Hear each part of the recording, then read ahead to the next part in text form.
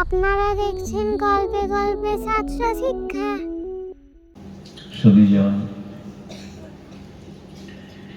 ভাগবত যেখানে বিশ্রাম হন,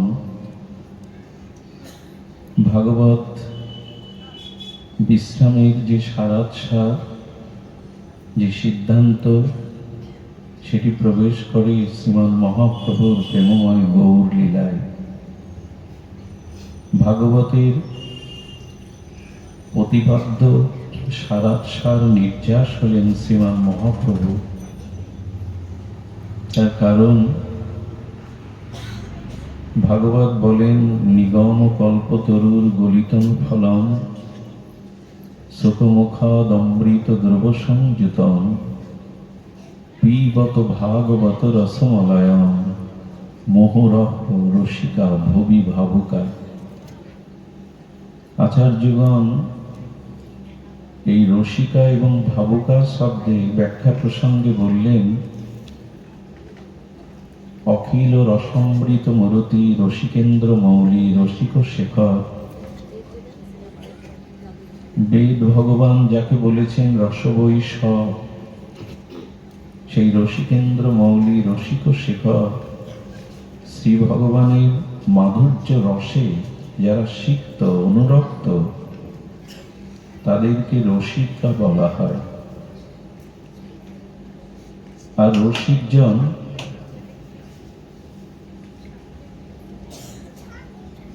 প্রায়শ ভাবুক হন, কিন্তু রসিকা শব্দের পরে ভাবুকা বলেছেন এই জন্য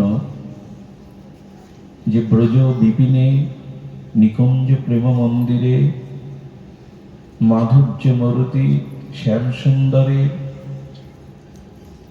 অতি সন্নিকটে একান্তে প্রেমময়ী লাদিনী অতীশ্বরী রাধারানী বিরহ কাতর হয়ে যেতেন। শ্যাম সুন্দর আনন্দ ঘনমূর্তি মনোহর তার কাছেই, কিন্তু একান্ত সন্নিকটে থেকেও করুণাময়ী রাধারানী তিনি বিরহে অশ্রুপ্লাবিত করতেন। একে গোস্বামীগণ বলেছেন প্রেম বৈচিত্র্যী। এই যে প্রিয় নিকটস্থ থাকাতেও তার হারাবার বিরহের বিপ্রলম্ভের যে বিরহ,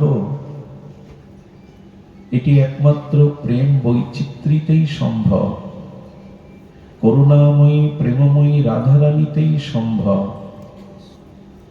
তো সেই প্রেম বৈচিত্র্য, সেটি এই যে কাছে পেয়েও সম্ভোগে মিলনেও যে বিপ্রলম্ভ বিরহ প্রেমাশ্রু, এরই ঘনীভূত মূর্তি, প্রেম বৈচিত্র্যের ঘনীভূত মূর্তি হলেন শ্রী গৌর হরি। এই জন্য শ্রীমদ্ ভাগবতের তৃতীয় শ্লোকে মহাপ্রভুকে এই ভাবুকা, এই প্রেম বৈচিত্র্য প্রেম বিলাস রাধা ভবদ্যতি সুবলিত তনু শ্রীমান গৌর হরিকেই অঙ্কিত করেছেন। এই জন্য ভাগবতের শুভারম্ভে শ্রীমান মহাপ্রভুর এই রসরাজ মহাভাব মিলিত তনু প্রেম বৈচিত্র্যের প্রেম বিলাস মূর্তি শুরু, এবং ভাগবত বিশ্রাম হয়েছেন মহাপ্রভুকে দিয়েই। নাম সংকীর্তনং যস্য সর্ব পাপ বিনাশনম। কে করবে নাম সংকীর্তন? সেই নাম সংকীর্তনের মধ্যে ব্রজপ্রেম সংপুটিত করে, যিনি অজ্ঞান অবিদ্যা অস্মিতাকে দূর করে ব্রজপ্রেম জীবের ভাগ্যাকাশে জীবের হৃদয়ে সেই অনার্পিত চরিয়ে স্থাপন করলেন, ভাগবতের অন্তিম শ্লোকে মহাপ্রভুকেই অঙ্কিত করলেন। সুখদেব গোস্বামী এই নাম সংকীর্তনং যস্য সর্ব পাপ বিনাশনম মহাপ্রভুকেই অঙ্কিত করলেন। তাই ভাবুকজন রসিকজন জানেন যে শ্রীমান মহাপ্রভুকেই প্রতিপাদ্য বিষয় করেছেন শ্রীমান অমল পুরাণ ভাগবত, এবং শ্রীমান মহাপ্রভুই এই ভাগবত ভক্তি ভাগবত ভক্ত ভাগবতের সাথেই আমাদের সাক্ষাৎকার করিয়েছেন। দুই ভাই হৃদয়ের খালি অন্ধকার, দুই ভাগবত সঙ্গে করান সাক্ষাৎকার। শ্রীমান মহাপ্রভুর অপর করুণার দান, কৃপার দান এই ভাগবত, ভক্ত ভাগবত এবং গ্রন্থরূপী ভাগবত। তাই ভাগবত বিশ্রামন্তে যেটুকু আমাদের সম্মুখে আসে তার সারাৎসার, সিদ্ধান্ত মঞ্জুষা, সেই ভাগবতের রস নির্যাস হলেন গৌর লীলাতে। এই জন্য প্রেম ভক্তির মহারাজ নিত্যানন্দ আবেশমরতি শ্রী ঠাকুর মশাই বলেছেন, গৌর হরি অবতরী প্রেমের বাদর করি, সাদিলা মনের নিজ কাজ। ঠাকুর মশার এই বাণীগুলি ভজন অনুভূতির রস দিয়ে গড়া। এই শতবার উচ্চারণ করলেও মহামন্ত্রের মতো এর দিব্যতা। রাধিকার প্রাণপতি কিভাবে কান্দায় নীতি, ইহা বুঝে ভকত সমাজ। ভাগবতের পরম প্রতিপাদ্য বিষয় বিলাসমূর্তি শ্রী গৌর হরি অবতীর্ণ হলেন, কেমন প্রেমেরও বাদরও করি। ঠাকুর মশার অনুভূতির শব্দ দেখুন, গৌর হরি বলা হয়। হরি শব্দে বহুত অর্থ। আচার্যগণ বলছেন, গোস্বামীগণ, হরি শব্দের বহুতত্ত্ব দুই মুখ্যতম। হরি বলতে বহু অর্থ নির্ণয়ের দুই অর্থ নিয়েছেন। কি নিয়েছেন? সর্ব অমঙ্গল হরে, প্রেম দিয়ে হরে মন। হরি শব্দের মুখ্য অর্থ কোনটি? না, হরি উচ্চারণের সাথে সাথে জীবের অনাদিকালের অবিদ্য অন্ধকার সমঙ্গ অমঙ্গল যিনি হরণ করেন, আর মন হরণ করে সেখানে ব্রজ প্রেম সম্পূর্ণিত করেন। এই হলো হরি শব্দের মুখ্য অর্থ। আমার গৌর হরি সেটাই দিতে এসেছেন। সর্ব অমঙ্গল হরে, প্রেম দিয়া হরে মন। যিনি জীবের অনাদিকালের অবিদ্যা, কুসংস্কার, দেহাবেশ, সংসার, আসক্তিকে, এই সমস্ত অমঙ্গলকে নাশ করে ধর্ম, অর্থ, কাম, মোক্ষ, শশুক বাসনা, শশুক অভিশাপকে হরণ করে, সেই মন হরণ করে যিনি প্রেম প্রদান করেন, তিনি তো আমার গৌর হরি। বলছেন প্রেমেরও বাদরও করি। আপনারা জানেন, শ্রাবণের ঘন ঘটা মেঘ অবিশ্রান্ত ধারায় বরিশনে ধরিত্রীকে শীতল করে। শ্রাবণের ঘন কালো মেঘের বরিশ ধারায় মৃত বৃক্ষগুলি যেন সঞ্জীবিত হয়ে ওঠে। সমস্ত পক্ষীকুল আর সঙ্গীত সুদায় তৃষ্ণার্ত জল পান করে তারাও তৃপ্তি হয়। চাতক চেয়ে থাকে শ্রাবণ মেঘের দিনে, সেই ঘন মেঘ দেখে চাতকের পিপাসাক্ত হৃদয় আনন্দে উৎফুল্ল হয়ে ওঠে। আকাশের ঘন কালো সৌদামিনী মেঘ দেখে যেমন বনের ময়ূর আনন্দে পেখম মেলে উচ্ছ্বসিত হয়ে আনন্দ করে, নৃত্য করে, তদরূপ আমাদের গৌর হরি প্রেমের মেঘ হয়ে প্রেমের বৃষ্টি বর্ষণ করে কলিজীবের হৃদয়কে শীতল করলেন, প্রেম বর্ষণ করলেন। নিঘাত তপ্ত, এই তাপিত তপ্ত অতৃপ্ত হৃদয়ে প্রেমের বাদর মেঘে মহাপ্রভু প্রেমের বর্ষণ করে জীবের হৃদয়কে শীতল করলেন।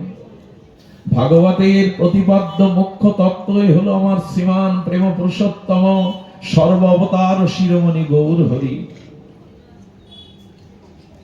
এই গৌর মণ্ডল চিন্তামণি ধামে মহাপ্রভুর এই অবদান। সাদিলা মনের নিজ কাজ। তিনি যেমন এই জগৎ জীবকে, নিঘাত তপ্ত মরুকান্তরের সংসারীর জীবকে প্রেমেরও বাদর করি প্রেমের বরিশনে আর অমৃত সিঞ্চন করলেন, সেই সাথে গম্ভীরায় তিনি গম্ভীরার সেই নিজ রস, নিজ মাথুর বিরহ, এই নিজ কাজ আস্বাদন করলেন। রাধিকার প্রাণপতি হয়ে, সচ্চিদানন্দ আনন্দ ঘন বিগ্রহ হয়ে, প্রেম রস মূরতি হয়ে কিভাবে কান্দায় নীতি।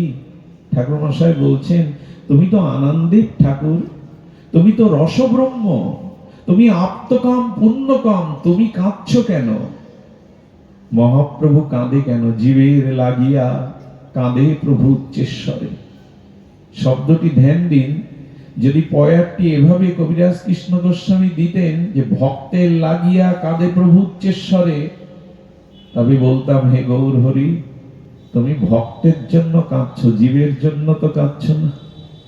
কিন্তু মহাপ্রভু ভক্তের জন্য না, আপামর কলিহত জীবের জন্য কাঁদছেন। জীবের লাগিয়া কান্দে প্রভু উচ্চেশ্বরে। এমন করুণার মূর্তি, এমন দয়ার ঠাকুর আর আসেনি, আসবেও না। আমাদের বড় ভাগ্য, এই গৌর নিত্যানন্দের এহেন বিশেষ কলিযুগে এই ভারত ভূখণ্ডে গৌর মণ্ডলে আমাদের জন্ম হয়েছে। এই বড় মহা সৌভাগ্যের পরিচয়। কিন্তু প্রদীপের নিচে অন্ধকার।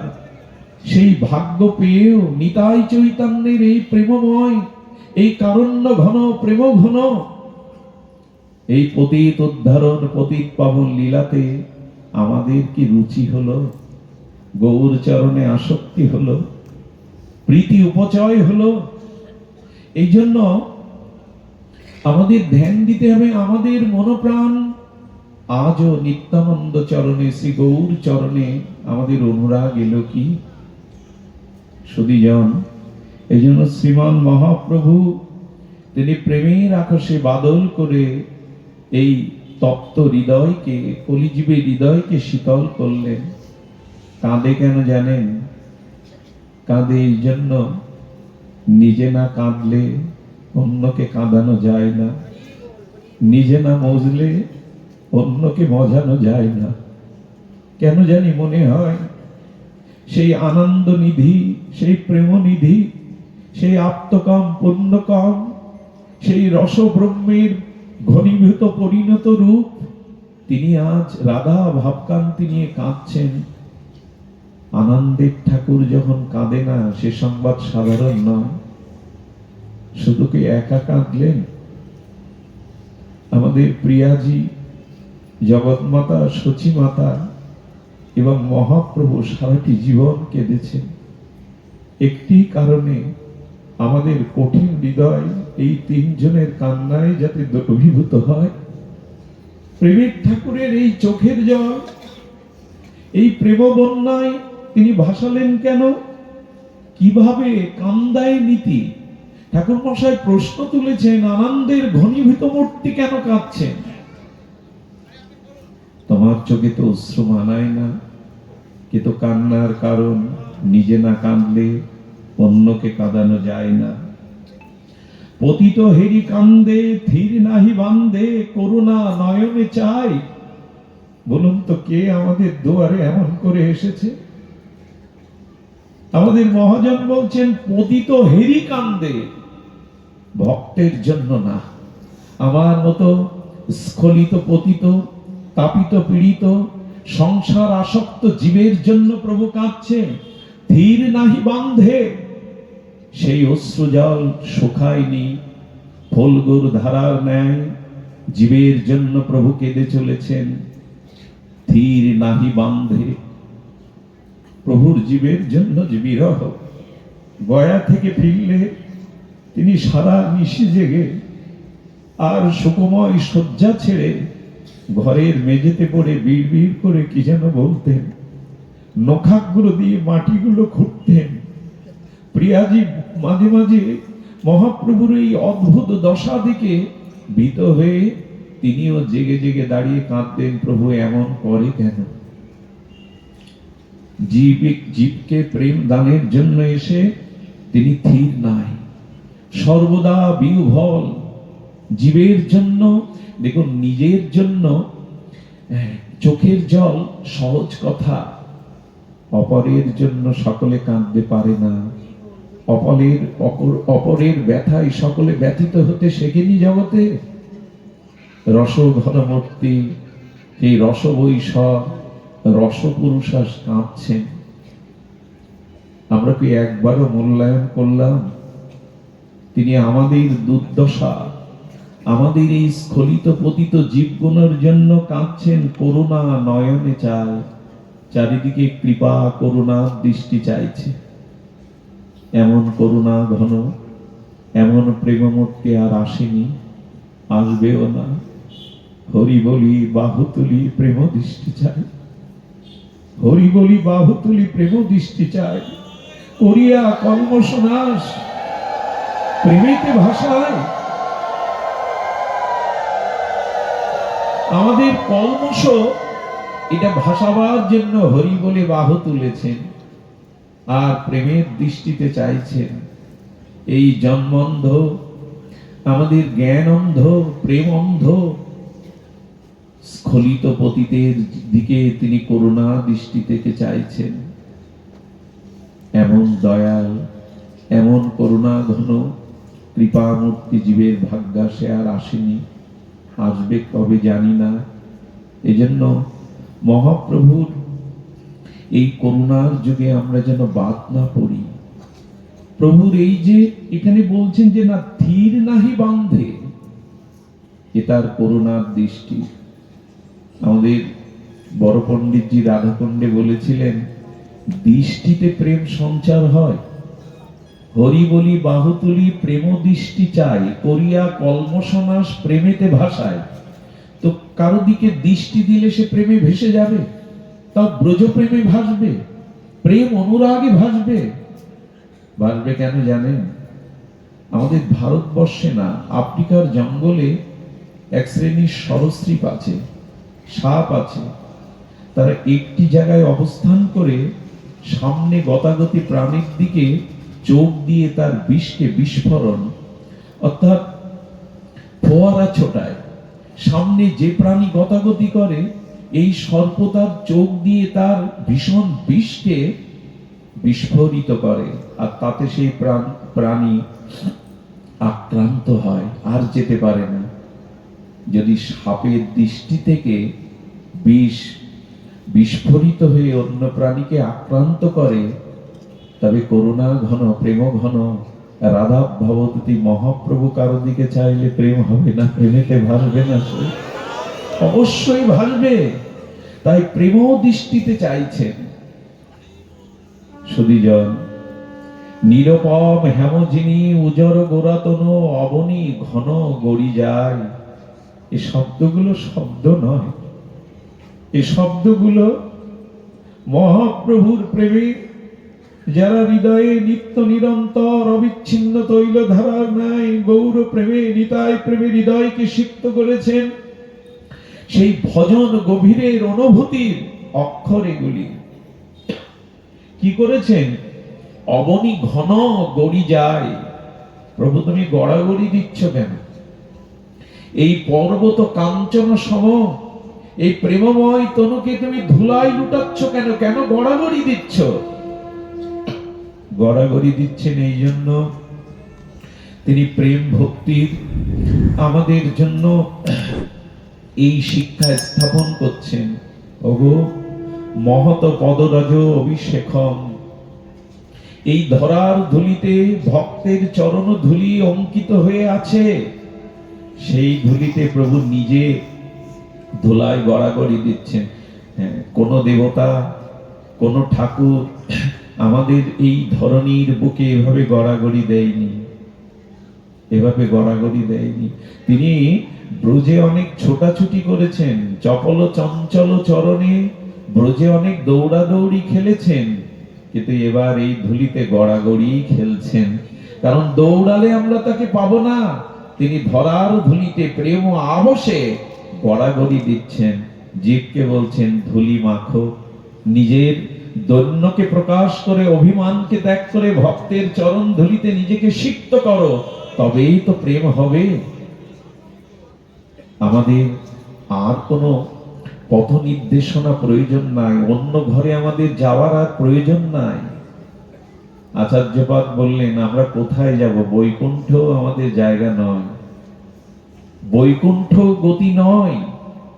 আমরা শ্রীধাম নবদ্বীপে এই প্রেম চিন্তামণির এই ধুলিতে আমরা হরিনাম সংকীর্তনে হৃদয়কে সেই প্রেমাবিষ্ট করে মহাপ্রভুর দেখানো সেই প্রেমের প্রদীপ জ্বালিয়ে নিকুঞ্জ প্রেম মন্দিরের সেই রাধা রানীর দুয়ারে যুগল সেবায় মহাপ্রভু হাত ধরে আমাদের পৌঁছে দিয়েছেন। নবদ্বীপ এবং শ্রীধাম বৃন্দাবন ছাড়া বৈকুণ্ঠে তো আমাদের গতি নাই। আমরা তো বৈকুণ্ঠে যাব না, মহাপ্রভু বৈকুণ্ঠ নয়, আমাদের প্রেম মন্দিরের নিকুঞ্জ প্রেম মন্দিরের যুগল সেবায় রস উপাসনায় যুক্ত করে দিয়েছেন। আর তার শুরু এই শ্রীধাম ধাম শিরোমণি চিন্তামণি ভূমি এই নবদ্বীপের হরিনামকে সাথে নিয়ে মহাপ্রভুর অশেষ বিশেষ নিতাই চাঁদের করুণা কণাতে শ্রীধাম বৃন্দাবন যুগল ভজনেই নিযুক্ত করেছেন আমাদের প্রেম মন্দির। আমাদের আর যাওয়ার জায়গা নাই, কোথায় যাব আমরা? এই শ্রীধাম নবদ্বীপের রসময় আনন্দময় সংকীর্তন আর শ্রীধাম বৃন্দাবনের প্রেম মন্দিরের যুগল উপাসনা, এটাই তো মহাপ্রভু আমাদের প্রেমের দেউটি জেলে এই পথ দেখালেন। সুধীজন, এই জন্য শ্রীমান গৌর হরিকেই ভাগবত তার প্রতিপাদ্য বিষয়ে স্থাপন করে গেছেন। ভাগবত বিশ্রামান্তে আমাদের শ্রীমান মহাপ্রভুকেই অঙ্কিত করেছেন আচার্যগণ স্বর্গস্বামীগণ। সুধীজন, গৌর কথা বলবার অধিকার কই? গৌর কথা বলবার মতো হৃদয়ের সেই ভজন অনুভূতি কই? অনেকেই এসেছেন বঙ্গদেশ থেকে, এই জীবাধম এসেছে, অনেকে এসেছেন হরি কথা শুনতে। এ তো গুরু মহারাজ বলতেন, আমার দশা কেমন জানেন? সমুদ্রের উত্তাল তরঙ্গগুলো দেখতে আমরা পুরীতে যাই, আমরা লীলাচল ক্ষেত্রে যাই, দীঘায় যাই। সমুদ্রের উথাল তরঙ্গের বুকে চন্দ্রের কিরণ, সূর্যের অনুরংশের কিরণমালা পড়লে মনে হয় কে যেন চাঁদি রূপা গলিয়ে ঢেলে দিয়েছে। আর দূর থেকে ঢেউগুলো দেখতে নয়ন মন জুড়িয়ে যায়। ঘন্টার পর ঘন্টা মানুষ বসে এই উত্তাল তরঙ্গের উর্মিমালায় সেই চন্দ্রের কিরণ, সূর্যের উজ্জ্বল জ্যোতি দেখে মনে হয় চাঁদি রূপা যেন চিকমিক করছে। কিন্তু যারা ওই ঢেউকে অঙ্গে মাখতে যায় তারা জানে ওখানে বালি কাদা বিশ্রী অবস্থা। হয়তো এসেছিলেন এই জীবাধমের এখানে হরিকথা পরিবেশন হবে, কৃপা করে আপনারা এনেছেন, কিন্তু দূর থেকে হয়তো সেই সমুদ্রের তরঙ্গের মতো ভালো দেখায়। আমি জল কাদা ছাড়া বালি ছাড়া কিছু দেওয়ার নেই, আমার কিছুই দেওয়ার নেই। এই জন্য আমি স্তম্ভিত। এমন মহাত্মাগণ, গৌর চরণে সর্বস্ব নিবেদিত আত্মা, এই মহাত্মাগণ অনুরাগীগণ, আপনারা কত দূর দূরান্ত থেকে এসেছেন, কিন্তু চাঁদ দূর থেকে ভালো দেখায়। চাঁদকে নিয়ে কত কবিতা গান সাহিত্য রচনা হয়েছে। বিজ্ঞানীরা যেদিন চন্দ্র জয় করলো, দেখলো চাঁদে বাতাস নেই, বৃক্ষ নেই, পশু পাখি নেই, ছেড়ে দিলেই মরে যাবে। আমার অবস্থাও তেমনি। দূর থেকে চাঁদ ভালো দেখায়, কাছে গেলে পোড়া মাটি ছাড়া বাতাসহীন।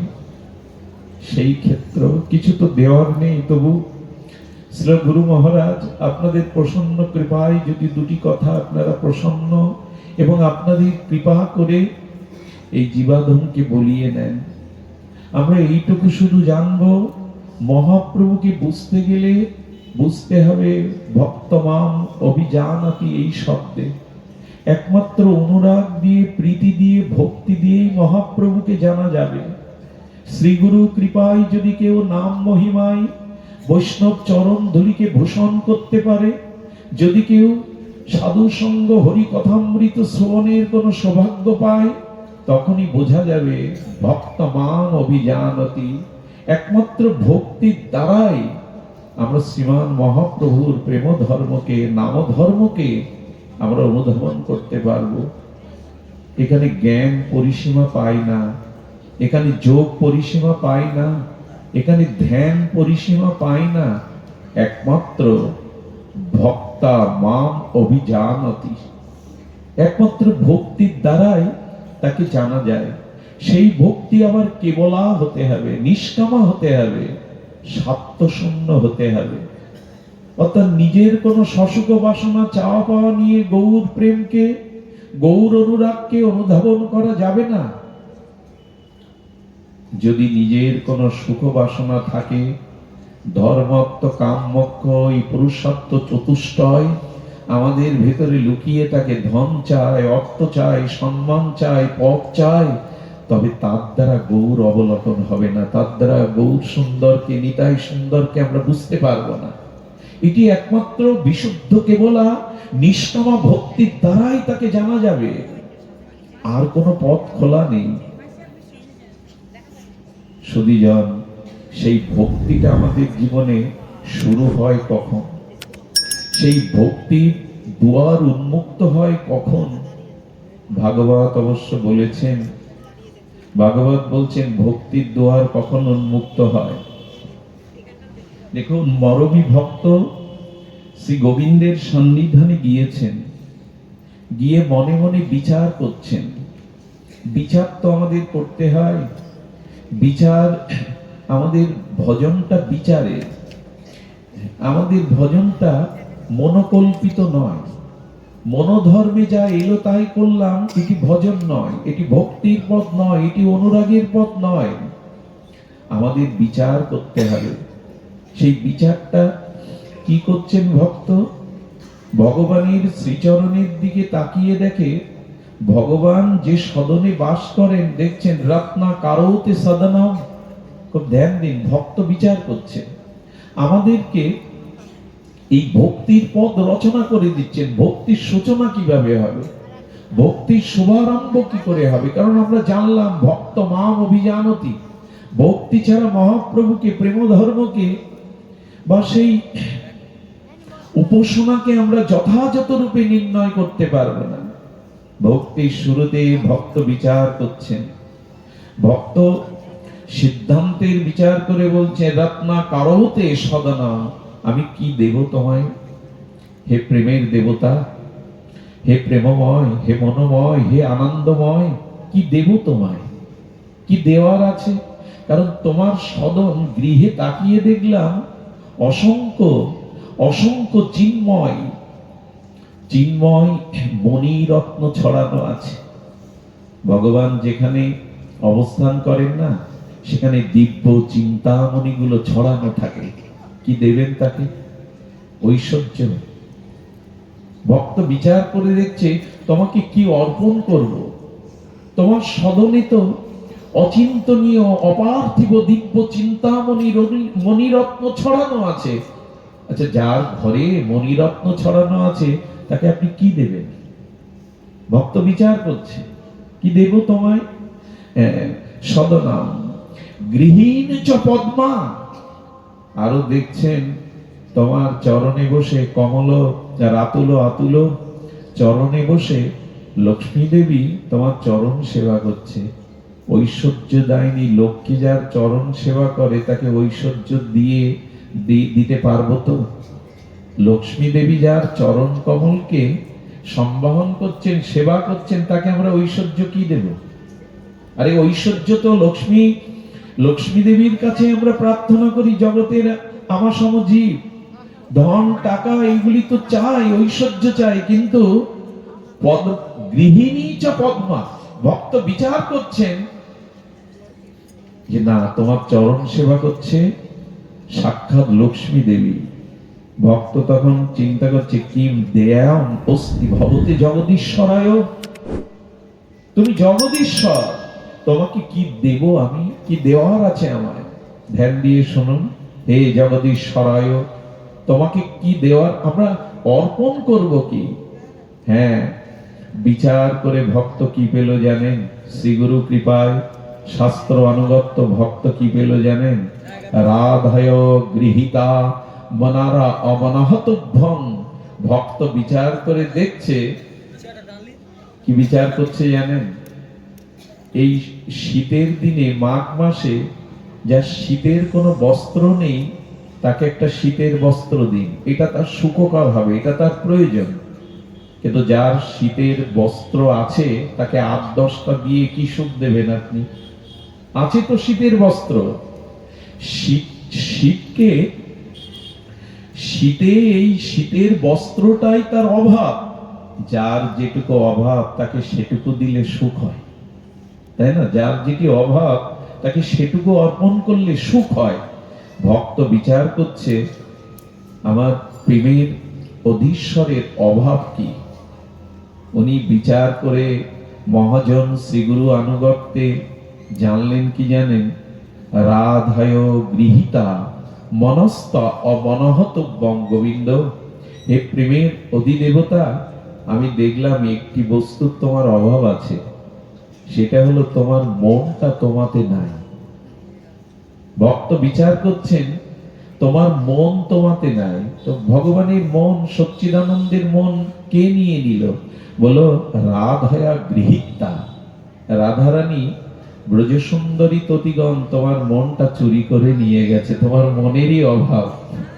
ভক্ত বিচার করছে তোমার মনেরই অভাব, মন তোমাতে নাই, মন তোমাতে নাই।